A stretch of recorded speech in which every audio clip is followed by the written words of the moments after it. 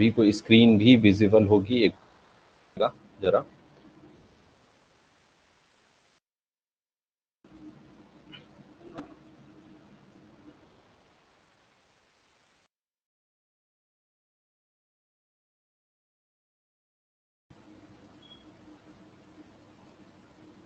आपको सी और लाइक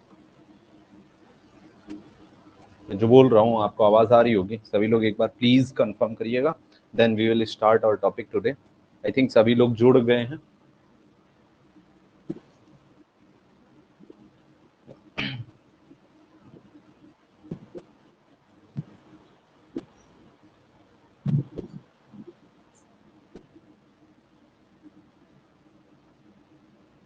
हाँ, बताइएगा स्क्रीन देख पा रहे हैं ना सभी लोग? और am I audible to all of you and visible to all of you? The screen is visible to all of you.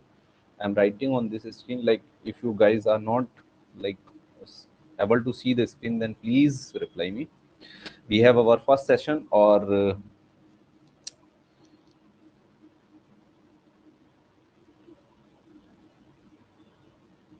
चलिए ठीक है, बिल्कुल हमारा सब कुछ लाइव हो चुका हूँ मैं, visible Audible and visible both हूँ। ठीक है, बहुत सारे स्टूडेंट जुड़ चुके हैं और हम लोग चलिए स्टार्ट करते हैं अपने पॉलिटी के सेक्शन को। और मैंने आपको जो है पॉलिटी का इंट्रोडक्शन कराया था, पॉलिटी के बारे में समझाया था। मैंने आपको सिलेबस भी बताया था, सिलेबस भी, पैटर्न भी बताया था, हमारे पेपर 2 का पैटर्न बताया था, कितने किस सेक्शन से हमारे क्वेश्चन पुट अप किए जाते हैं, वो भी मैंने आपको जो है यहाँ पे क्लियर किया था। चलिए आज मैंने जो आपको पिछली क्लास में क्लियर किया था वो मैं एक बार आपको बता देता हूँ, then we will start with our topic. तो पॉलिटी में इंडियन पॉलिटी हम लोगों को यहाँ पे डिस्कस करनी है। कौन सी पॉलिटी? तो इंडियन पॉलिटी हमें यहाँ पे डिस्कस करनी है। You have to keep in mind कि हम लोग इंडियन पॉलिटी पढ़ेंगे। और इंडियन पॉलिटी में मैंने आपको एक टॉपिक करा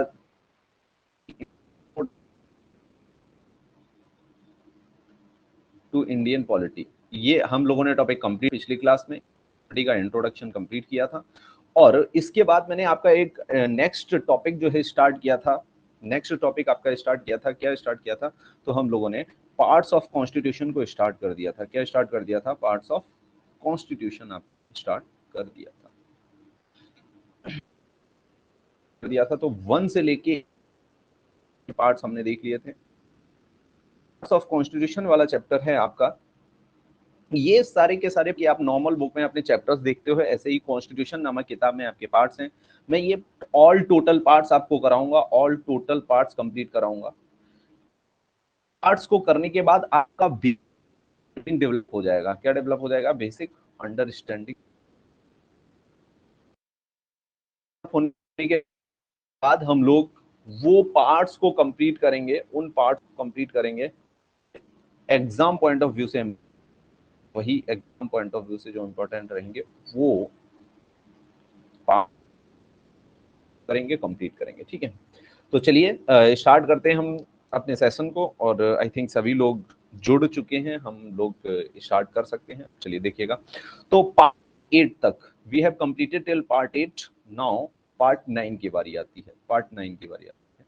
तो अगर यहाँ पे हम करेंगे किसकी बात? पार्ट 9 की बात करेंगे, तो हमें देखने को मिलता है क्या? आपका हमें देखने को मिल जाता है पार्ट किसकी बात करेंगे? पार्ट 9 की बात करेंगे। तो पार्ट 9 का नाम क्या है? यानी हमारे कॉन्स्टिट्यूशन में पार्ट 9 चैप्टर का नाम क्या है? तो दिस इज कॉल्ड एज पंचायती राज। हमारे कॉन्स्टिट्यूशन में इसे पंचायती राज के नाम से जाना जाता है, पंचायती राज। और इसमें आर्टिकल, अगर पार्ट 8 की बात करेंगे तो इसमें आर्टिकल आपके 39 से 242 तक थे, 242 तक थे।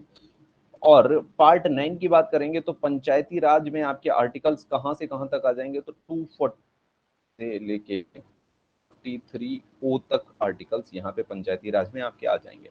अब समझिए, ये समझना है हमें, पंचायती राज हमारा जो सेक्शन है वो किया गया हमारे कॉन्स्टिट्यूशन में। तो आप जानते हैं हमारे इंडिया में एक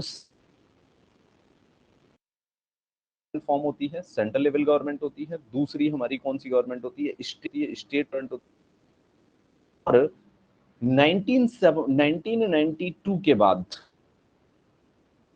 3 बोल सकते हैं हम, 1992 के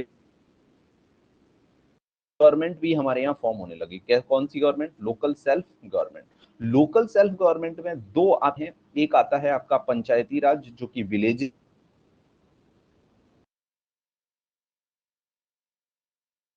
पंचायती राज सिस्टम कहते हैं, है ना। का जो अर्बन एरिया में फॉर्म होती है,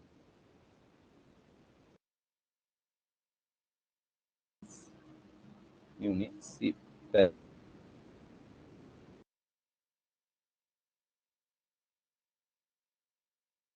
हैं ये अर्बन लोकल बॉडीज हैं, अर्बन लोकल बॉडीज हैं, ठीक है।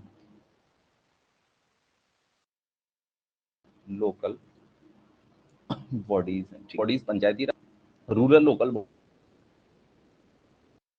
आपका क्या बनने लगा, कितनी जगह आपका जो है क्या बनने लगा, कितनी जगह आपका गवर्नमेंट फॉर्म होने लगी। तो एक सेंटर गवर्नमेंट क्या हो गया, लोकल सेल्फ गवर्नमेंट। पार्ट 9 की अगर हम बात करेंगे तो पावान एंड निकोबार जो आपका आइलैंड है वो आया करता था, यानी यूनियन टेरिटरी आया करती थी। इस यूनियन टेरिटरी को हमने पार्ट 8 में शिफ्ट कर दिया, तो पार्ट 9 हमारा जो है खाली हो गया, और मतलब एम्प्टी हो गया। तो पार्ट 9 में हमने क्या किया, पंचायती राज को इंसर्ट किया। लेकिन जब हमारा इसमें अंडमान एंड निकोबार आया करता था सिर्फ, जो हमने हटा दिया इसमें से,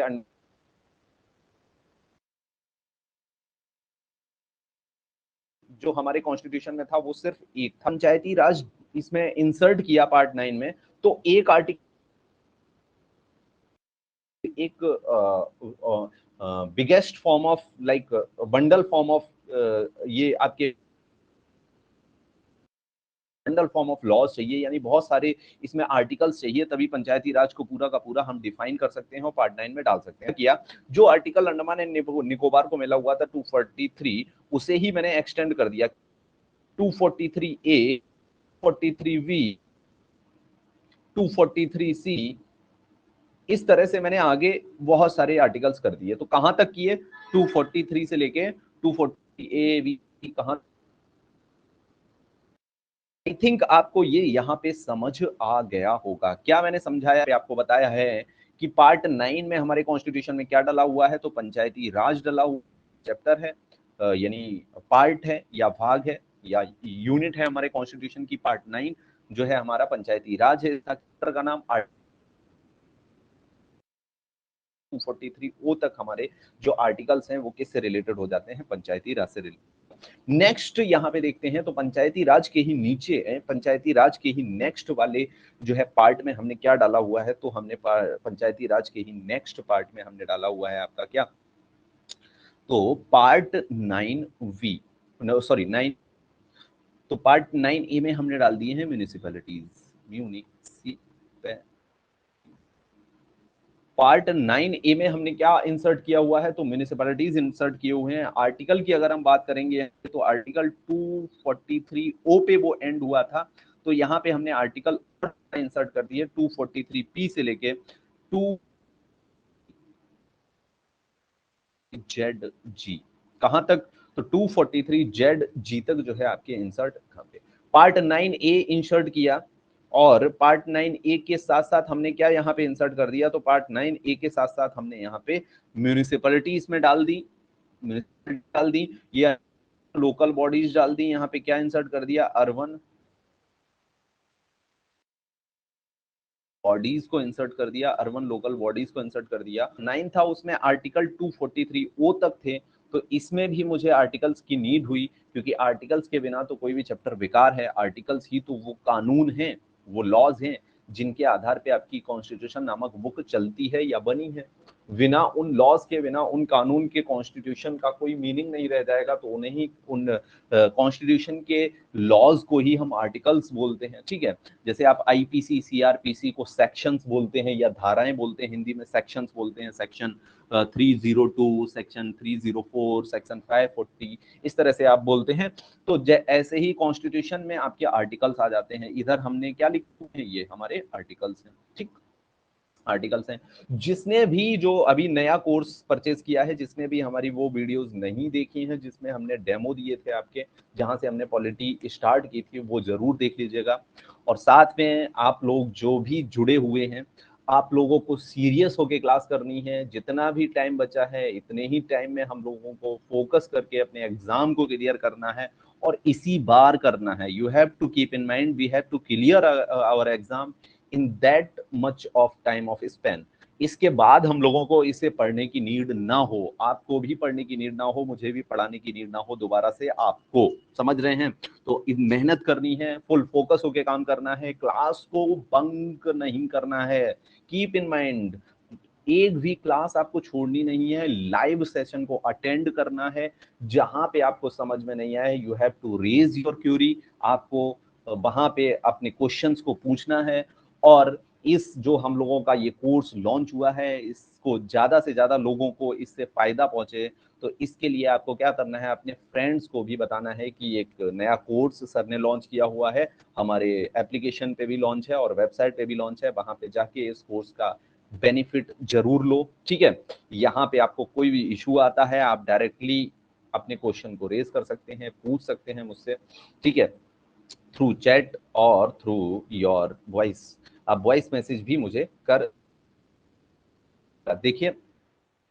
तो सभी को जो है इतना याद रखना चाहिए कि हम लोग जो है यहाँ पे पढ़ रहे हैं, और हम लोगों को प्रॉपर नोट्स बनाते हुए प्रॉपर पढ़ना है। यहाँ पे कोई भी टाइम को वेस्ट नहीं करना है, कंप्लीट इसका बेनिफिट उठाना है, और आपको अपने एग्जाम के लिए प्रॉपर प्रिपेयर कर लेना है। मैं तो दावे के साथ कह रहा हूं, जो मैं पढ़ाऊंगा वो एकदम बेस्ट होगा, आपको समझ भी आएगा आई थिंक। नहीं आएगा तो आप पूछेंगे, और मैं एक एक आपको सीढ़ी चढ़ाता जाऊंगा, एक एक stair. You have to like take one stair out, one stair out, one stair, and you will like reach on your goal that you are going to prepare for that, जिसके लिए आप प्रिपेयर कर रहे हैं, उस पे आप पहुंच जाएंगे, ठीक है? No issues at all. आपको क्वेरीज अपनी रेज करती रहनी है, चाहे कमेंट सेक्शन में, या फिर आप अगर डायरेक्टली वॉइस से पूछेंगे तो it's very like comfortable for me to give answer of that question, क्योंकि तुरंत मैं सुन लूंगा और तुरंत उसका आंसर कर दूंगा।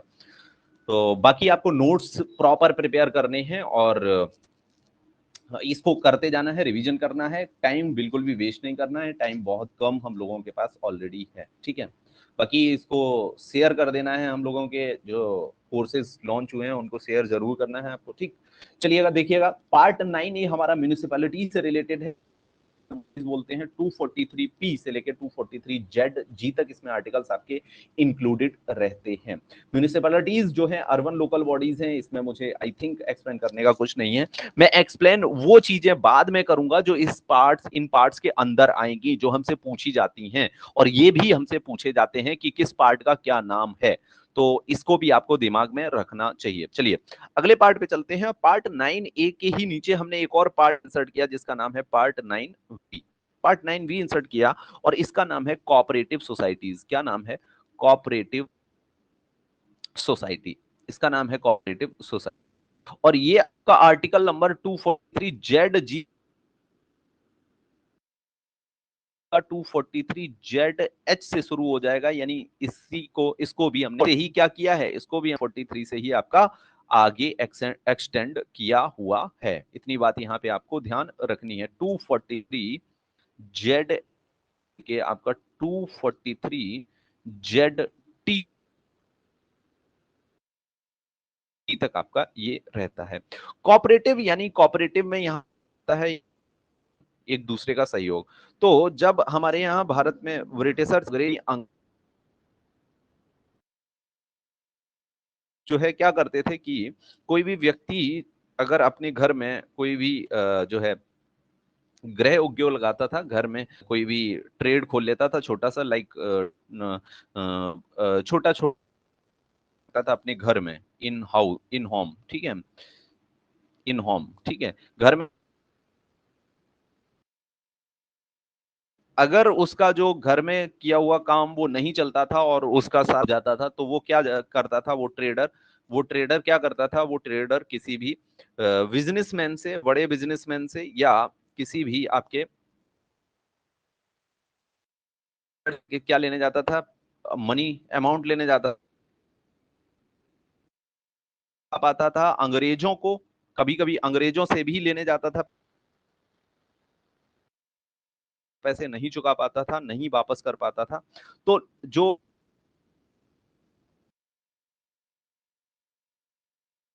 क्या लेता था, इस ट्रेडर को आपका बना लेता था। ये जब पैसे नहीं चुका पाएगा तो ये भारत जैसा स्लेवरी। तो गांधी जी ने इन ट्रेडर को, जो छोटे छोटे इन होम ट्रेडर थे, अपने घर में ही थे, लाइक पापड़ आपने खाया होगा, पापड़ का ट्रेड करने लगे, या ऐसा जो है कॉटन को, कॉटन बनाने से आपके, तो ये छोटे छोटे घर में काम करने लगते थे। तो इनको कि आप ऐसा करो, सेल्फ हेल्प ग्रुप खोल लो। क्या? Self help group.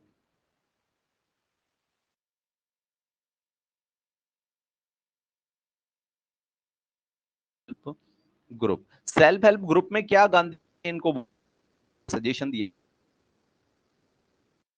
आप उस जगह के जितने भी छोटे छोटे ट्रेडर हैं वो उस वॉलेट में जो है अपना अमाउंट इकट्ठा कर लें। मान लो इस अमाउंट हो गया, तो जितने इस वॉलेट से जुड़े हुए लोग हैं, इस वॉलेट से वो क्या करें, इस वॉलेट को,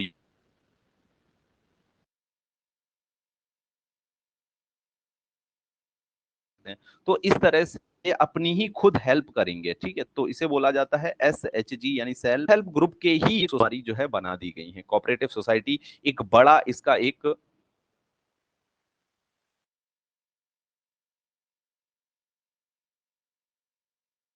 यूज है।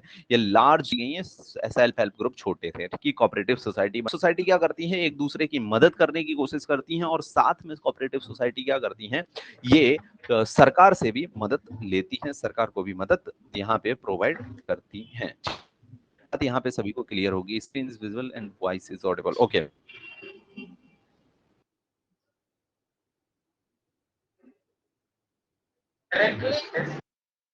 की इतनी समझ आ गई होगी आपको। कोऑपरेटिव सोसाइटी आपकी बात सर वॉइस काट हो रही है। वॉइस नहीं आ रही है। पता नहीं सर, ये मेरा प्रॉब्लम है या सबका, तो anyone please confirm. Voice proper हाँ आ रही सर, है, प्लीज कंफर्म वॉइस कर दो ब्रेक जरा। ब्रेक हो रही है बीच बीच में सर। वॉइस ब्रेक हो रही है। हाँ सर। वॉइस अभी सही नहीं आ रही है। हल्का हल्का आ रहा है, ज्यादातर आ रहा है, लेकिन बीच बीच में हल्का हल्का मतलब काट हो रहा था।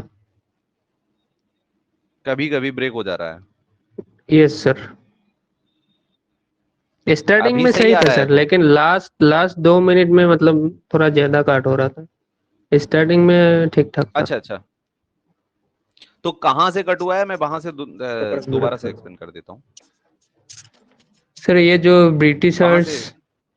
ब्रिटिशर्स से जहाँ तक हाँ, मतलब स्टार्ट किया था, कॉटन वगैरह, थ्रेड, ये सब मतलब जो भी।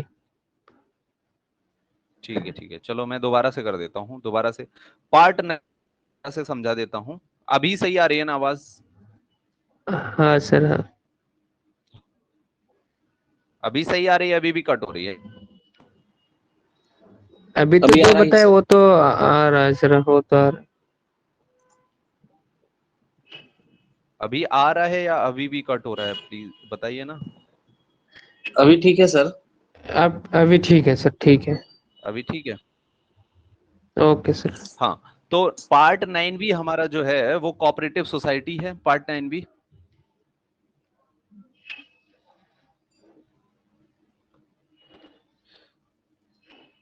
हाँ हाँ, चलो देखते हैं देखते हैं, अभी सही आ रहा है ना।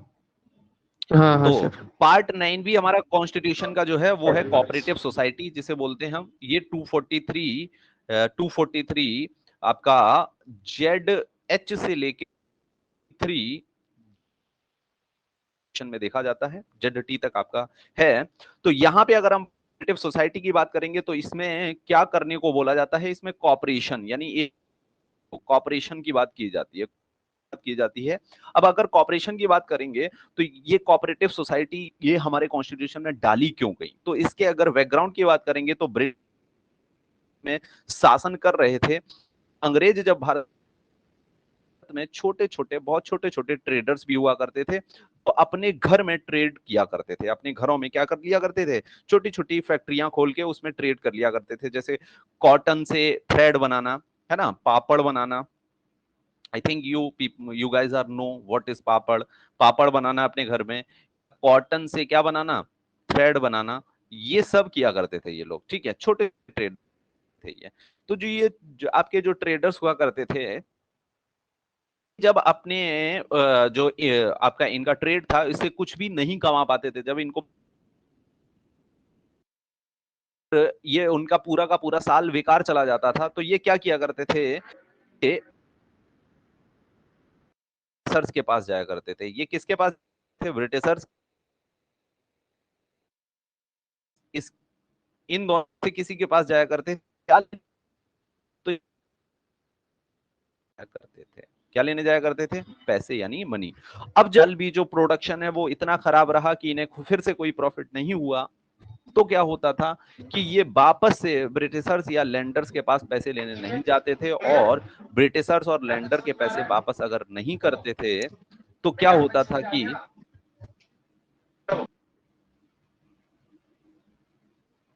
हेलो हेलो हाँ सर बोलिए। जहांगीर आप कुछ बोल रहे हैं। सर फिर से वही थोड़ा काट हो रहा था। फिर से कट हो रहा था। हाँ सर। अच्छा अंकिता, कट हो रहा था आई थिंक, है ना, तो हम्म। मैं एक तो पास में रखा हुआ है, पहले वॉइस सही आ रही थी स्टार्टिंग में, है ना, हाँ सर। पहले सही आ रही थी, अभी सही नहीं आ रही है। ज्यादातर भाई सही आ रहा है, लेकिन बीच बीच में हल्का हल्का मतलब आप जब थोड़ा स्पीड में बात करते हैं तब मतलब हाँ, फिर एक दो आवाज अगर काट हो जाता है तो उसमें थोड़ा दिक्कत हो जाता है मतलब ओवरऑल समझने में। अच्छा अच्छा, ओके ओके ओके, चलो मैं ट्राई करता हूँ एक बार और, धीरे धीरे मैं कोशिश करूंगा, ज्यादा फास्ट नहीं हाँ सर थोड़ा है ना। हाँ अभी। ठीक ठीक ठीक, मैं अभी ओके सर कोशिश करिए करता हूँ कंटिन्यू थोड़ा सा करिए। स्लो कर देखता हूँ। ठीक है ओके, चलो तो देखते हैं। तो ब्रिटिशर्स की अगर हम यहाँ पे बात करेंगे, ब्रिटिशर से या लैंडर से ये लोग ट्रेडर जो होते हैं, व्यापारी होते थे, छोटे छोटे होते थे, जो घर में पापड़ बनाया करते थे या कॉटन से थ्रेड बनाया करते लेते थे। और जब इनका उस साल भी मुनाफा नहीं होता था, तो ये लोग क्या किया करते थे, अगर प्रॉफिट इनका नहीं होता था तो ये लोग जो है आपके फिर से पैसे लेने जाया नहीं करते थे, और ब्रिटिशर्स और लैंडर इन लोगों को क्या बना लिया करते थे, स्लेब का मतलब दास, स्लेब बन जाते थे। तो आप ही बताओ, कोई और नहीं बोल रहा है, Ankita, Ajesh, you okay sir, okay ठीक है, बताओ, अभी स्लो चल रहा हूं मैं, सर है अभी ना, नहीं आ रहा है। ठीक नहीं आ रहा है क्या, नहीं सर। अभी भी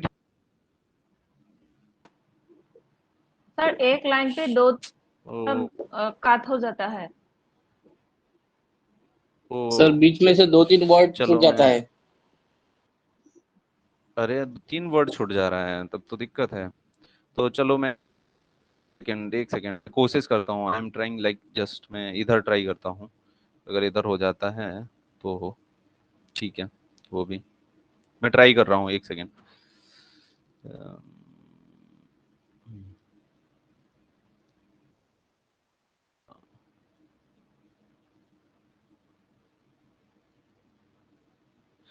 यहाँ पे ये बोर्ड, व्हाइट बोर्ड वर्क नहीं कर रहा है, अब सही आ रहा है क्या आवाज,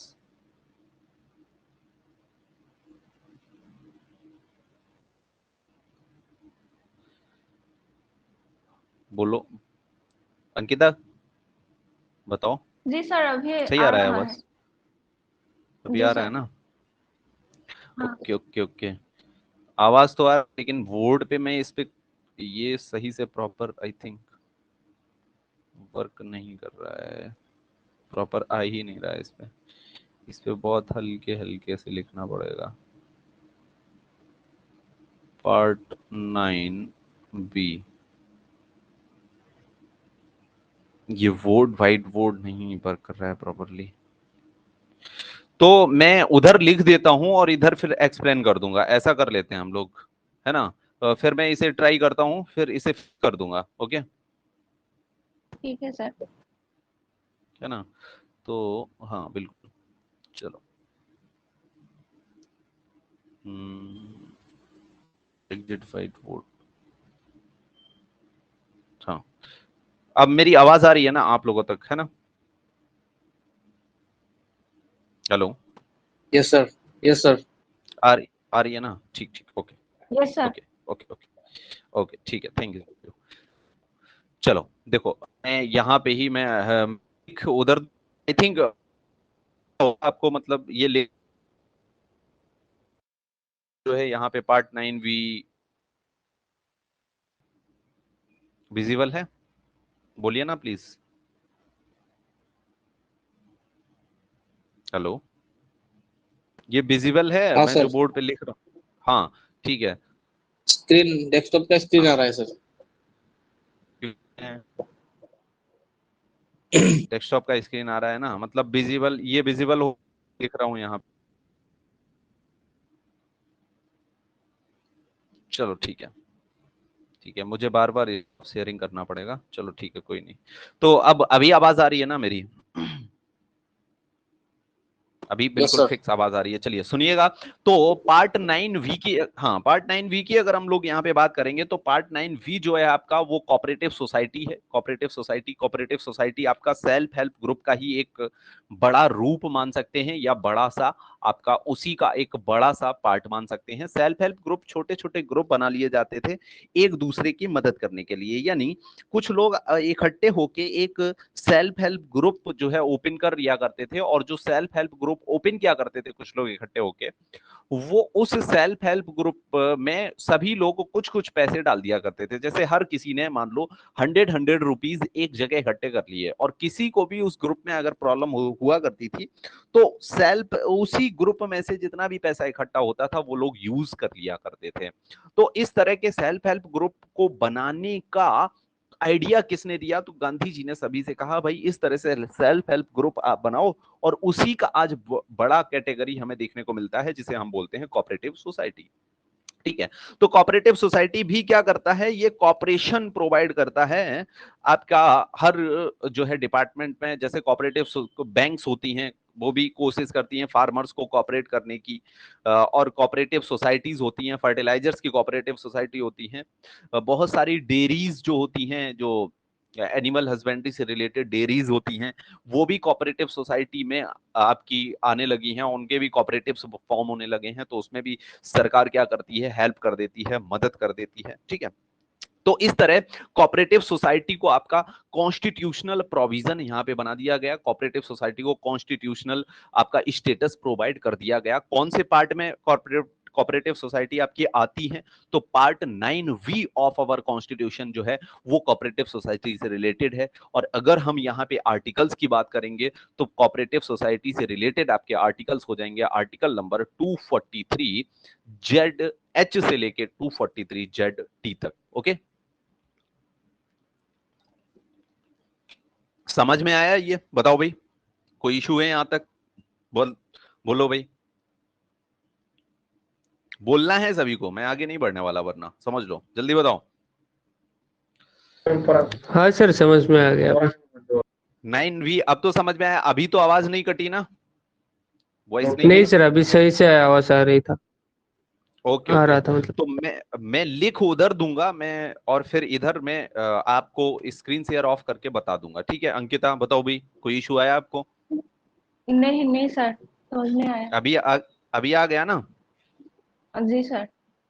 हाँ, तो क्वेश्चन कैसे हमसे पुटअप किया जाता है, तो क्वेश्चन अभी तो मैं क्या कर रहा हूं, आपके चैप्टर्स जो आपके कॉन्स्टिट्यूशन के आपके चैप्टर्स हैं, या उन्हें हम क्या कहते हैं, कॉन्स्टिट्यूशन के जो पार्ट्स हैं उन्हें मैं डिस्कस कर रहा हूं। फिर बाद में हम लोग क्या करेंगे, उन कॉन्स्टिट्यूशन के चैप्टर्स को डीपली पढ़ेंगे जो हमारे एग्जाम पॉइंट ऑफ व्यू से इंपॉर्टेंट है। सारे चैप्टर्स में डिस्कस कर दूंगा आपके साथ, क्योंकि किसी चैप्टर का आपसे नाम भी पूछा जा सकता है, लेकिन हम यहां पे हर चैप्टर को डीपली डिस्कस नहीं करेंगे, उसी को करेंगे जो हमारे एग्जाम पॉइंट ऑफ व्यू से इंपॉर्टेंट होगा। Okay, got it.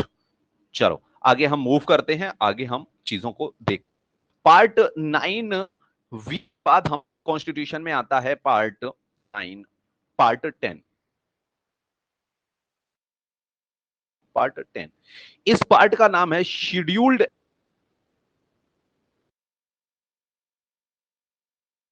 And tribal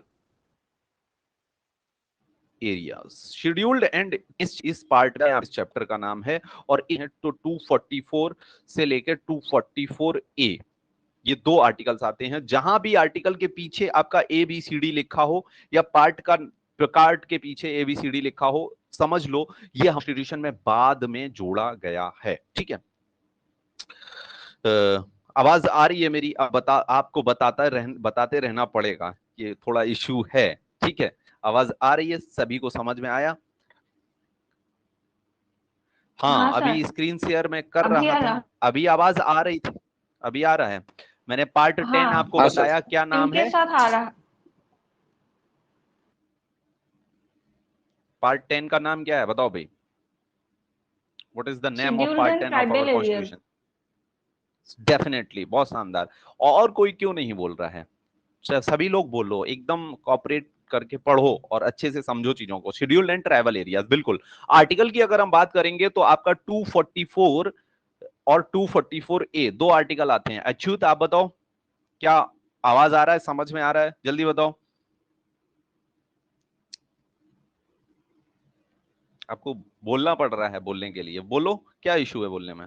ठीक है, चलो चलो आगे चलते हैं। तो आगे शेड्यूल्ड एंड ट्राइबल एरियाज हमारे चैप्टर, हमारे कॉन्स्टिट्यूशन में जो है पार्ट डाला क्यों गया, ये समझना है जरा। शेड्यूल्ड एंड ट्राइबल एरियाज हमारे जो है कॉन्स्टिट्यूशन में क्यों ये चैप्टर डाला गया, तो इसे समझने के लिए एक चीज यहाँ पे समझना जरूरी है कि शेड्यूल्ड एंड ट्राइबल एरियाज इसलिए डाला गया क्योंकि जब हम आजाद हुए थे 1947 में, तब हम अपना कॉन्स्टिट्यूशन बना रहे थे। 1946 में कॉन्स्टिट्यूशन हमने बनाना शुरू किया था, और 1949 में हमने अपने कॉन्स्टिट्यूशन को बना के प्रॉपर बना लिया था, और 1950 में हमने अपने कॉन्स्टिट्यूशन को इंडिया, पूरे के पूरे इंडिया पे जो है आपका लागू कर दिया, यानी इंप्लीमेंट कर दिया। कॉन्स्टिट्यूशन को इंप्लीमेंट कर दिया गया 1950 में।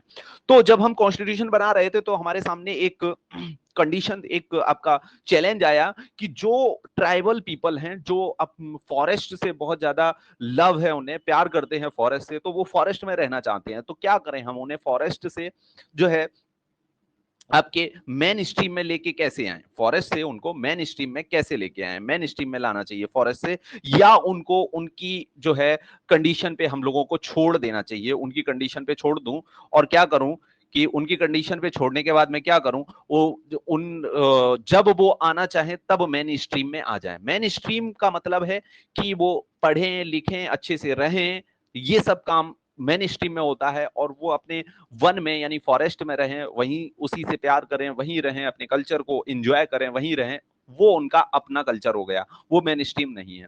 तो हमारी जो गवर्नमेंट थी, जो हमारी क्या बना रही थी, हमारे लॉज बना रही थी, या कॉन्स्टिट्यूशन को फ्रेम कर रही थी, उसमें लॉज डाल रही थी, तो उसके सामने ये चैलेंज था। तो उसने इस चैलेंज से निपटने के लिए क्या किया, उसने जो है उनको उनकी स्थिति पे छोड़ दिया कि आप ऐसा करिए, आप जब आना चाहें मेन स्ट्रीम में तब आइए, हम आपको फोर्सफुली मेन स्ट्रीम में लेके नहीं आएंगे। लेकिन उनके एरिया को क्या कर दिया गया, उनके एरिया में कोई और दूसरा व्यक्ति ना जाए, इसलिए उनके एरिया को सेपरेटेड कर दिया गया और उनके एरिया को अलग स्टेटस दे दिया गया। इसलिए हमने अपने कॉन्स्टिट्यूशन में पार्ट 10 आपका इंक्लूड किया, और उस पार्ट 10 का नाम क्या है आपका, तो you have to remember scheduled and tribal areas. हमने पार्ट 10 इसलिए डाला क्योंकि जो ट्राइबल पीपल मेन स्ट्रीम में नहीं आना चाहते थे, उनके क्षेत्र को, उनके एरिया को हमने सिक्योर करने की कोशिश की, और उनको अलग एक एरिया प्रोवाइड किया जिसमें और कोई एंट्री ना ले, जिसे आप आईएलपी, जैसे कि अगर उन एरियाज में जाना चाहो तो आईएलपी इनर लाइन परमिट आपको लेना पड़ता है, तब आप जा सकते हो। जैसे दूसरे देश में जाने के लिए आपको क्या लेना पड़ता है, वीजा लेना पड़ता है, वैसे ही ट्राइबल एरियाज में जाने के लिए आपको वीजा आईएलपी यानी इनर लाइन परमिट आपको लेना पड़ता है। ठीक है, आईएलपी की बात की यहाँ पे, तो यहाँ पे आई थिंक ये चैप्टर 10 समझ में आया सभी के, बताओ जल्दी से। अच्छा अंकिता आप बताओ, समझ आया नहीं आया, कहीं पे इशू कोई, आगे चले हम लोग। आया आया सर। कंफर्म हो गया, कोई इशू नहीं? नहीं सर। और कोई, किसी को कोई इशू? पार्ट 10 तक क्लियर है? सर क्लियर है। क्लियर है ना? ओके देन हाँ सर, चलो हाँ अब सर हम, क्लियर है। ओके देन चलो चलो ठीक है, आगे चलते हैं। आगे पार्ट 10 के बाद इसकी पार्ट 11 की बात,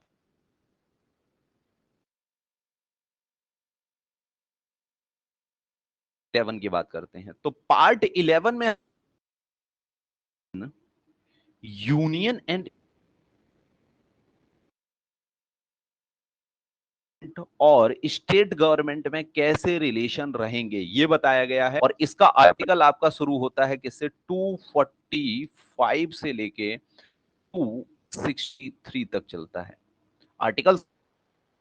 तो 245 से लेके 263 ये रिलेशन दिया बीच में। ठीक है, तो ये आपका क्या है, रिलेशन दिया गया है इसमें, यूनियन और स्टेट के बीच में क्या दिया गया है, आपका रिलेशन दिया गया है, यानी संबंध दिए गए हैं। मान लो जैसे कि अभी हम बात करते हैं तो बहुत सारी स्टेट में कांग्रेस की गवर्नमेंट है और सेंट्रल में आपकी गवर्नमेंट है बीजेपी की। अब मान लो किसी भी स्टेट की गवर्नमेंट कुछ सेंट्रल की गवर्नमेंट के दिए हुए डायरेक्शंस फॉलो नहीं करती है तो क्या होगा, तो वो वाली गवर्नमेंट जो है खत्म कर दी जाएगी, उस राज्य में उस स्टेट में आपका प्रेसिडेंट रूल इंपोज कर दिया जाएगा।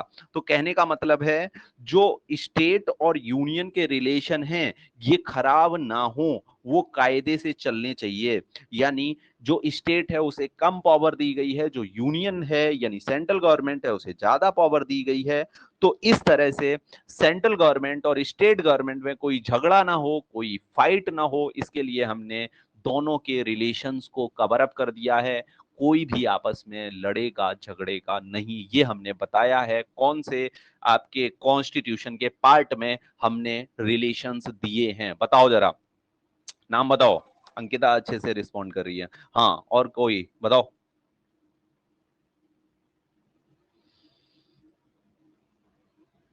बताओ भाई, कोई इशू? समझ आ गया? Part 11 relation between union and states, union मतलब केंद्र सरकार यानी central government and state government. ठीक है, बोलो Jahangir. Yes sir, yes sir समझ में आ गया। कंफर्म आया ना? ठीक है, कंफर्म सर। हाँ शर्मीना, कौशिक, कोई नहीं बोल रहा है, सबको समझ में आ रहा है या नहीं आ रहा है? बोलने में क्या इशू है, बोला करो आप जब जी तक सर आ रहा है। अच्छा आ रहा है, थैंक यू थैंक यू। जी देखो सर। बोलोगे थोड़ा सा, अगर कन्वर्सेशन करोगे तो और अच्छे से चीजें क्लियर होंगी। आप पूछो कोई इशू हो तो कहीं पे भी। ठीक है, तो पार्ट 11 आपका कंप्लीट होता है यहाँ पे। पार्ट 11 के बाद हम लोग बात कर लेते हैं किसकी, पार्ट 12 की यहाँ पे हम लोग बात कर लेते हैं। ठीक है, मैं एक लिख दे रहा हूं वहां पे और वहां से हट जाता हूं, इसलिए यहाँ पे शेयर स्क्रीन ऑफ करके, क्योंकि वहां पे आवाज, जब मैं स्क्रीन शेयर कर रहा हूं तो आवाज नहीं आ रही।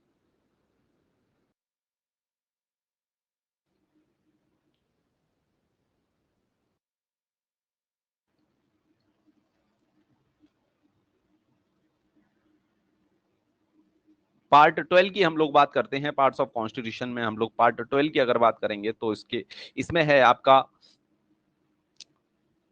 क्या है इस,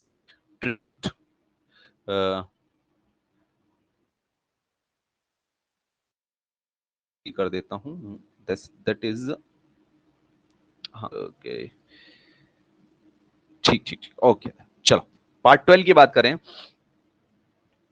तो इसमें भी रिलेशन दिए हुए हैं, relation vitamin between union and states, या इस चैप्टर को एक और नाम से जानते हैं जिसका नाम है कॉन्ट्रैक्ट्स एंड सूट्स। तो ये आपको याद करना है, ठीक है। इसका नाम है फिनेंस, फिनेंस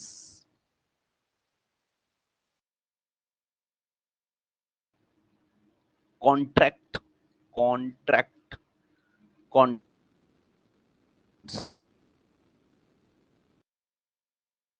ठीक है। इसमें आर्टिकल की बात करेंगे तो 300 ए तक आपके आर्टिकल्स आ, बात करेंगे तो इस पार्ट 12 का नाम है आपका finance property contract and suits, finance property suits, article 2 ए तक। स्क्रीन पर मैं स्क्रीन पे आता हूं और आपको बताता हूं। देखो पार्ट 12 की अगर हम लोग यहाँ पे बात करेंगे तो पार्ट 12 हमारा रिलेटेड है किससे, प्रॉपर्टी से, फाइनेंस से और आपका कॉन्ट्रैक्ट से और सूट से। तो चारों को समझते हैं। फाइनेंस माने होता है आपका पैसे का व्यापार, लाइक बैंक होती है वो फाइनेंस करती है, लाइक LIC बीमा ये फाइनेंस है। तो पैसे का व्यापार कर सकते हैं हम, तो इसका आंसर है हाँ, यस, पैसे का व्यापार कर सकते हैं। और पैसे जो केंद्र यानी यूनियन गवर्नमेंट स्टेट गवर्नमेंट को देती है वो भी सारे आर्टिकल्स इसी में आते हैं 264 से लेके 300 ए तक। जैसे कि एक पैसे की बात कर लेते हैं हम, टैक्सेशन, टैक्स आप पे इंपोज किया जाता है, आपके ऊपर टैक्स लगाया जाता है। तो जो आपके ऊपर टैक्स लगाया जाता है वो टैक्स के लिए लॉ बनाया जाता है, यानी कानून बनाया जाता है, तभी आपके ऊपर टैक्स इंपोज किया जा सकता है। ये आर्टिकल नंबर 265 हम लोग डिस्कस कर रहे हैं। मैं आपके सामने आर्टिकल नंबर 265 डिस्कस कर रहा हूं। तो 265 में लिखा है जो हमारी गवर्नमेंट है, जो हमारी सेंट्रल गवर्नमेंट है, वो किसी भी आर्टिकल्स को ऐसे किसी भी टैक्स को आपके ऊपर ऐसे ही नहीं लगा सकती। जैसे कि आज आपने कोई कंपनी खोली है, ठीक है, आज आपने कोई कंपनी खोली है और आपकी उस कंपनी पे कॉर्पोरेट टैक्स पड़ता है ना। तो कॉर्पोरेट टैक्स आपके जो कंपनी पे पड़ रहा है, मान लो आज 10% पड़ रहा है और कल ही गवर्नमेंट ने कहा नहीं भाई, अब आपके ऊपर कॉर्पोरेट टैक्स आपका 40% पड़ेगा, 40% कॉर्पोरेट टैक्स आपको देना पड़ेगा। तो ये क्या है, ये तो एकदम से गलत चीज है ना। ऐसे कैसे कह सकते हो आप कि आज 10% कल 40%, तो हम तो खत्म हो जाएगा, जो व्यक्ति अपनी कंपनी वगैरह खोलेगा वो तो बेकार हो जाएगा, खत्म हो जाएगा। तो कहने का मतलब है यहाँ पे जो कॉर्पोरेट टैक्स है वो क्या होगा, वो बहुत ज्यादा बढ़ा दिया गया सरकार के द्वारा। लेकिन सरकार किसी भी टैक्स को आप पे इस तरह से इंपोज नहीं कर सकती कि आज इतना है और कल उतना हो गया। उसे क्या करना पड़ेगा, उसे कानून बनाना पड़ेगा, लॉ बनाना पड़ेगा, और उस लॉ के अकॉर्डिंग ही उसे उस टैक्स को बढ़ाना पड़ेगा। और वो जो लॉ होगा, वो कानून होगा, उसे पास कराना पड़ेगा सरकार को लोकसभा, यानी आपकी जो लोकसभा होगी जिसे हम लोग लोअर हाउस ऑफ पार्लियामेंट कहते हैं, उसमें, और साथ में राज्यसभा यानी अपर हाउस में, ठीक है। तो टैक्स आप पे इंपोज ऐसे ही नहीं कर दिया जा सकता है, उसके लिए एक कानून यानी लॉ बनाया जाएगा, और उतना टैक्स आप पे इंपोज किया जाएगा जितना नेचुरल है, जितना नेचुरल है उतना ही टैक्स आपसे लिया जाएगा। ये हमारा आर्टिकल नंबर 265 बोलता है। यानी 265 हमें इम्पोजिशन ऑफ टैक्स से फ्रीडम देता है, यानी right to imposition of a tax with a set of law बनाएंगे, उसी के बाद आपके ऊपर टैक्स कोई इंपोज किया जा सकता है, वरना नहीं किया जा सकता है। 265, तो 265 किससे रिलेटेड है, पैसे से यानी मनी से रिलेटेड है, यानी फाइनेंस से रिलेटेड है। अब बात कर लेते हैं आर्टिकल नंबर 266 और 267 की।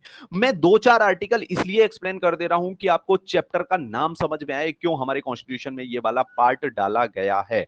वैसे जब हम पढ़ेंगे एक एक पार्ट करके, क्योंकि हम सारे पार्ट नहीं पढ़ेंगे, वही पार्ट पढ़ेंगे जो हमारे इंपॉर्टेंट रहते हैं एग्जाम पॉइंट ऑफ व्यू से, तो वो पार्ट पढ़ेंगे, तो एक एक आर्टिकल उनका एक्सप्लेन करूंगा मैं। लेकिन यहाँ पे खाली एक रेफरेंस के लिए मैं 1 या 2 या 3 आर्टिकल किसी भी आपके पार्ट के एक्सप्लेन कर दे रहा हूं, बस आपको समझ में आना चाहिए। इसलिए उस चैप्टर को इंक्लूड क्यों किया हमने कॉन्स्टिट्यूशन में, इसलिए मैं यहां पे 1-2 आर्टिकल्स को एक्सप्लेन कर दे रहा हूं। जैसे आप अपने अकाउंट खुलवाते हैं बैंक में, तो आपका कौन सा अकाउंट होता है, सेविंग बैंक अकाउंट। आपका कौन सा अकाउंट होता है, आपका करंट बैंक अकाउंट। आपका कौन सा होता है, डीमेट अकाउंट। ऐसे ही सरकार के भी अकाउंट हैं, सरकार भी तो पैसा जमा करती है, तो सरकार के अकाउंट कहां खुलते हैं, तो आरबीआई में खुलते हैं, रिजर्व बैंक ऑफ इंडिया में। तो सरकार के जो अकाउंट हैं वो 2 आर्टिकल्स में रहते हैं। एक रहता है आर्टिकल नंबर 266 में, एक कहाँ रहता है, आर्टिकल नंबर 266 में, जिसे हम क्या बोलते हैं, जिसे हम आपका बोलते हैं जिसे हम क्या बोलते हैं आपका, जिसे हम बोलते हैं आपका consolidated fund of India. Consolidated fund of India जो है अकाउंट, ये आपका अकाउंट आता है कहां पे, तो ये आपका अकाउंट आता है आर्टिकल नंबर 266 में। और बात करेंगे अगर हम आर्टिकल नंबर 267 की, तो 267 में कंटिंजेंसी फंड ऑफ इंडिया आता है। क्या आता है, तो 267 में आपका कंटिंजेंसी फंड ऑफ इंडिया आ जाता है। तो आई थिंक दोनों आर्टिकल आप को क्लियर होंगे। 265 में इंपोजिशन ऑफ टैक्स है। 266 की अगर हम बात करेंगे, किसकी बात करेंगे हम लोग, अगर किसकी बात करेंगे 266 की, तो फंड ऑफ इंडिया है। 267 की बात करेंगे तो ये आपका क्या रहता है, ये आपका कंटिंजेंसी फंड ऑफ इंडिया रहता है। तीन के तीनों आर्टिकल 265, 66, 67 किससे रिलेटेड है, फाइनेंस से रिलेटेड है। कहां होंगे, चैप्टर नंबर 12 में होंगे, क्योंकि 12 में ही फाइनेंस दिया हुआ है। अगला इसमें वर्ड है प्रॉपर्टी। प्रॉपर्टी की अगर हम यहाँ पे बात करेंगे, समझना जरा प्रॉपर्टी को और समझना जरा। प्रॉपर्टी यानी संपत्ति। प्रॉपर्टी आपके पास भी होती है, जैसे कि आपके घर के सामने से कोई एक जो है रेलवे ट्रैक जानी है, या कोई भी रोड जानी है, और आपके घर का कुछ पार्ट, या आपके घर के आगे लॉन बना हुआ है, उसका कुछ पार्ट जो है उस जो रोड है उसमें कुछ पार्ट आपका जा रहा है, मतलब उसका कुछ पार्ट कट के आपके उस रोड के साथ रोड में जा रहा है और वो जाना है। तो आप क्या कर रहे हैं, आप कह रहे हैं कि भाई नहीं, ऐसा नहीं कर सकते कि आप कुछ पार्ट को काट के जो है ले जाएं। तो आपके थोड़े से लॉन कटने की वजह से उस पूरी की पूरी सड़क का प्रोजेक्ट तो खत्म नहीं किया जाएगा, उस पूरी की पूरी रोड का प्रोजेक्ट तो खत्म नहीं किया जाएगा। तो पहले क्या था, पहले हमारे पास राइट टू प्रॉपर्टी था, जिसके अकॉर्डिंग हम अपने कॉन्स्टिट्यूशन के आर्टिकल 31 में दिया था, और आर्टिकल 19 में दिया था हमारा राइट टू प्रॉपर्टी। तो इसके अकॉर्डिंग हम कहां चले जाते थे, सुप्रीम कोर्ट या हाई कोर्ट में चले जाया करते थे। लेकिन जब सरकार के सामने ऐसी प्रॉब्लम्स आने लगी कि हर व्यक्ति कह रहा है नहीं भाई, हमारे घर को नहीं तोड़ सकते, यहां से रोड नहीं निकल सकती, या आपकी रेलवे लाइन नहीं निकल सकती, या गवर्नमेंट का कोई भी काम नहीं हो सकता, तो गवर्नमेंट ने क्या किया, परेशान होके आपके उस पार्ट को जो पार्ट है, जो आपके आर्टिकल्स थे राइट टू प्रॉपर्टी, उसको फंडामेंटल राइट खत्म कर दिया। जब तक हमारे पास कोई राइट, फंडामेंटल राइट रहता है, तो वो हमसे हमारी सरकार कभी नहीं छीन सकती है। तो राइट टू प्रॉपर्टी हमारे पास क्या था, फंडामेंटल राइट। और जब भी सरकार कोई ऐसा काम करती थी तो हम तुरंत कोर्ट चले जाते थे और अपनी प्रॉपर्टी को बचा लेते थे जाने से। तो सरकार परेशान हो गई, सरकार के बड़े बड़े प्रोजेक्ट खत्म होने लगे, तो सरकार ने क्या किया, वो राइट टू प्रॉपर्टी को फंडामेंटल राइट से हटा दिया और उसे लीगल राइट बना दिया। कौन से वाले पार्ट में ये आता है, तो याद रखना आपके पार्ट नंबर 12 में आता है। और कौन से आर्टिकल में राइट टू प्रॉपर्टी लिखा हुआ है, तो आर्टिकल नंबर 300A, जहां पे आपका ये खत्म होता है, जिस आर्टिकल पे आपका पार्ट 12, वही 300A आपका किससे रिलेटेड है, तो वही 300A आपका रिलेटेड है किससे, तो प्रॉपर्टी से। प्रॉपर्टी आज के टाइम में आपका लीगल राइट है, लेकिन प्रॉपर्टी का राइट टू प्रॉपर्टी जो है आपका, ये पहले आपका फंडामेंटल राइट हुआ करता था। ठीक है, इसमें मैंने दो चीजें एक्सप्लेन कर दी, फाइनेंस एक्सप्लेन कर दिया और आपका दूसरा प्रॉपर्टी आपको एक्सप्लेन कर दिया। तीसरा है कॉन्ट्रैक्ट। कॉन्ट्रैक्ट माने ठेका, किसी भी चीज का ठेका दे देते हैं, कॉन्ट्रैक्ट दे देते हैं। सरकार भी ठेके या कॉन्ट्रैक्ट देती है। तो सरकार जब ठेके या कॉन्ट्रैक्ट देगी, तो वो अपनी मन मर्जी से नहीं देगी, किसी कानूनों के अंतर्गत ठेका या कॉन्ट्रैक्ट उसे देना पड़ेगा। तो जिन कानूनों के अंतर्गत ठेका या कॉन्ट्रैक्ट देना पड़ता है, वो भी हमारे पार्ट किसमें लिखे हैं, पार्ट 12 में ही लिखे हुए हैं। ठीक है, तो ठेका देने के लिए, कॉन्ट्रैक्ट देने के लिए आपका पार्ट है आर्टिकल है 299, उसमें ठेका एक्सप्लेन किया गया है, यानी कॉन्ट्रैक्ट एक्सप्लेन किया गया है कैसे देना है सरकार को। बात करें सूट्स की, सूट माने होता है आपका कोर्ट केस। तो क्या हम भारत सरकार पे कोर्ट केस कर सकते हैं, इंडियन गवर्नमेंट पे कोई केस कर सकते हैं, तो बिल्कुल इसका उत्तर है हाँ, बिल्कुल कर सकते हैं। और किए भी हैं, बहुत सारे कोर्ट केस हमने भारत सरकार पे किए हुए हैं। हमने नहीं, मतलब भारत की जनता ने बहुत सारे केस किए हुए हैं, जैसे आपका केशवानंद भारती केस 1973 का, जैसे कि आपका IR कोहिलो केस, जैसे कि आपका SR बोमई केस। तो बहुत सारे फेमस केसेस हैं जो भारत सरकार यानी इंडियन गवर्नमेंट पे किए गए हैं। तो जब हम इंडियन गवर्नमेंट पे कोर्ट केस करेंगे, तो हमें ये कैसे क्लियर होगा कि नाम क्या है गवर्नमेंट का, तो नाम लिखा गया है सूट्स में, यानी जब सरकार के खिलाफ कोई भी कोर्ट केस करेंगे, गवर्नमेंट के अगेंस्ट, तो हमें उसका नाम लिखना पड़ेगा। तो नाम लिखना है हमें भारत सरकार, गवर्नमेंट ऑफ इंडिया। लेकिन ये हमें बताया कहां गया है, तो हमें आर्टिकल नंबर 300 में बताया गया है। और आर्टिकल नंबर 300 भी कहां आता है, आपके पार्ट नंबर 12 में ही आता है, जो कि आपका पार्ट नंबर 12 आर्टिकल नंबर 264 से लेके आर्टिकल नंबर 300A तक है। आई थिंक इतनी बात यहां तक आपको क्लियर हो गई होगी। ठीक है, पार्ट 12 समझ में आ गया। पार्ट 12 क्यों हमारे कॉन्स्टिट्यूशन में डाला गया, कहां से कहां तक है, और क्या चीजें पार्ट 12 में आती हैं, बताइए, बोलिए। कोई इशू है पार्ट 12 में? बोलो भाई, अंकिता आप ही बताओ, कोई इशू है पार्ट 12 में? कहीं भी कोई भी पॉइंट नहीं समझ में आया? आर्टिकल 266 और 267 थोड़ा समझ में नहीं नहीं आया। समझ में आया, ठीक है। आर्टिकल 266 और 267 नहीं समझ में आया। और किसी को कहीं भी कोई दिक्कत है? पार्ट 12 हमने डाला क्यों है? बोलो जहांगीर। सर लास्ट जो सूट्स है उसको और एक बार मतलब ब्रीफली। हाँ हाँ, मैं बिल्कुल सूट्स बता दूंगा। और किसी का कोई क्वेश्चन, किसी को और कुछ पूछना है? पार्ट 12 हमने क्यों डाला? पार्ट 12 आपका 4 चीजों से रिलेटेड है। किस किस से? फाइनेंस यानी पैसे से, यानी मनी से, फाइनेंस मतलब पैसा। दूसरा प्रॉपर्टी, किससे? प्रॉपर्टी से रिलेटेड है। तीसरा सूट्स यानी कोर्ट केस से रिलेटेड है, अगर हमें सरकार पे केस करने हैं तो उससे रिलेटेड है। चौथा कॉन्ट्रैक्ट यानी ठेका देना है सरकार को, तो उससे भी रिलेटेड है। आर्टिकल कहां से कहां तक? तो 264 से लेके 300A तक। अब अंकिता ने ये क्वेश्चन पूछा कि आर्टिकल नंबर 266 और 267 क्या है सर, ये एक्सप्लेन कर दीजिए। तो 266 में गवर्नमेंट ऑफ इंडिया का कंसोलिडेटेड फंड ऑफ इंडिया नामक अकाउंट है। Consolidated fund of India, CFI, जैसे आपका सेविंग बैंक से होता है, सेविंग बैंक अकाउंट बैंक में, वैसे ही गवर्नमेंट का अकाउंट है, उसका नाम है कंसोलिडेटेड फंड ऑफ इंडिया। वो आर्टिकल नंबर 266 में एक्सप्लेन किया गया है। कंसोलिडेटेड फंड ऑफ इंडिया ना जो अकाउंट है गवर्नमेंट का, 266 में एक्सप्लेन किया गया है। और दूसरा जो 267 आर्टिकल है, उसमें दूसरे नाम का अकाउंट है हमारी सरकार का, हमारी गवर्नमेंट का। उसका नाम क्या है? तो उसका नाम है कंटिंजेंसी फंड ऑफ इंडिया। तो दो अकाउंट है हमारी गवर्नमेंट के, एक कंसोलिडेटेड फंड ऑफ इंडिया, एक कंटिंजेंसी फंड ऑफ इंडिया। तो कंसोलिडेटेड फंड ऑफ इंडिया में सारा सरकार का पैसा जमा होता है, जितना भी आता है टैक्स से, नॉन टैक्स से। जैसे कि आपका चालान कट जाता है तो पैसा जाता है, तो वो भी कंसोलिडेटेड फंड ऑफ इंडिया में जमा होता है। लेकिन कंटिंजेंसी फंड ऑफ इंडिया में 500 करोड़ रुपए हमेशा पड़ा रहता है। जब भी भारत के ऊपर, इंडिया के ऊपर कोई भी आपत्ति आती है, कोई भी परेशानी आती है, तो हम कंटिंजेंसी फंड ऑफ इंडिया से पैसा निकाल के तुरंत उस आपत्ति में, उस परेशानी को सॉल्व करते हैं। बताओ भाई अंकिता, दोनों समझ में आ गए? दो अकाउंट है हमारी गवर्नमेंट के, 266, 267। जी सर, अभी आ गया।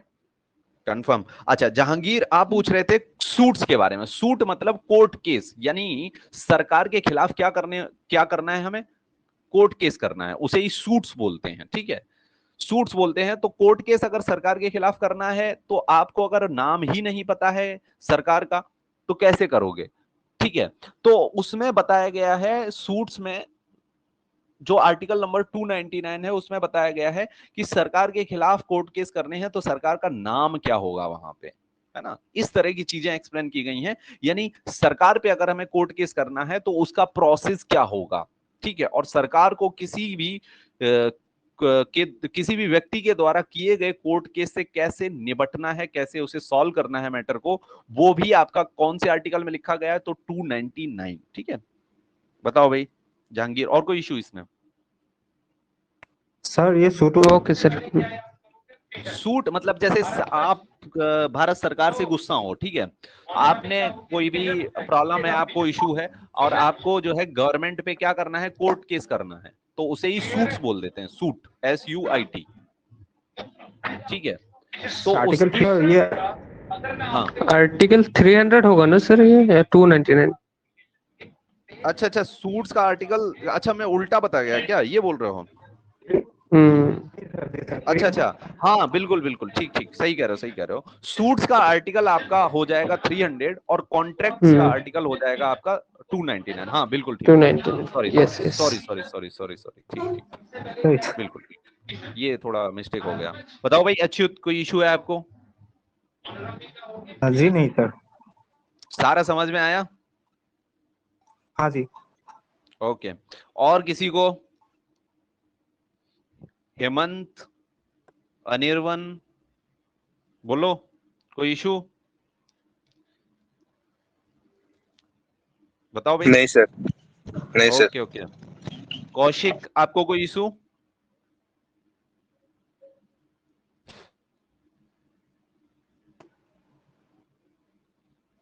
चलो, कोई किसी को इशू नहीं लग रहा है। देखो आज हमें थोड़ा सा क्या है कि थोड़ा सा प्रॉब्लम आ रहा है, थोड़ा सा शेयर वेयर करने में, मतलब कि आवाज नहीं आ रही है, उस इशू को रिजॉल्व करना है। और अगली क्लास में हम लोग पार्ट 13 से फिर से स्टार्ट करेंगे। पार्ट 12 तक हम लोगों ने कर लिया है और अगली ही क्लास में आपके सारे पार्ट्स कंप्लीट कर दूंगा मैं। और फिर हम लोग वो पार्ट्स पढ़ेंगे जो हमारे एग्जाम पॉइंट ऑफ व्यू से इंपॉर्टेंट रहेंगे। मैं आपको कैटेगोरिकली बता दूंगा कि ये पार्ट्स हमारे एग्जाम पॉइंट ऑफ व्यू से इंपॉर्टेंट रहते हैं और इस पार्ट को हमें यहाँ पे कंप्लीट करना होगा। ठीक है, थैंक यू गाइज जुड़ने के लिए। अगला क्लास आपका आई थिंक और होगा, है ना? Yes sir. ओके, सर बोलो आज अंकिता। आज के क्लास का वो रिकॉर्डिंग आज ही मिल जाएगा ना? हाँ, आई थिंक आज ही आ जाएगा एप्लीकेशन पे। वो एप्लीकेशन का ही प्रोसेस है, आई थिंक आज ही आ जाएगा। ठीक है, ठीक है, ठीक है ओके सर। Okay okay. किसी सर और को नोट्स कोई हमें issue? बना लेना है क्या खुद से? नोट्स वगैरह खुद से बनाने हैं, हाँ ठीक है सर। है ना? नोट्स वगैरह अपने आप बना लो, बाकी मैं देख लूंगा ठीक है, अगर ठीक है नोट्स। सर। ठीक है, प्रोवाइड कर दूंगा आपको ठीक है सर। पीडीएफ फॉर्मेट में। ठीक है, हाँ और सर, किसी ठीक को है ओके सर। सर। और किसी को कोई इशू? नहीं, ऐड करूं मैं? नहीं सर। Yes sir. नहीं sir. Okay okay, thank you guys, thank you. और आपको पढ़ते रहना है, नोट्स वगैरह अच्छे से बनाते रहना है और प्रीवियस ईयर क्वेश्चन को सॉल्व करना है। मिलते हैं हम लोग अपनी अगली क्लास में। Okay okay sir. Thank you sir. Okay okay sir. Okay, welcome. और सभी को जो है एक बार शेयर कर देना है क्लासेस की, किसी को भी और किसी को कोर्स चाहिए तो परचेज कर सकता है। ठीक, हम्म। ओके।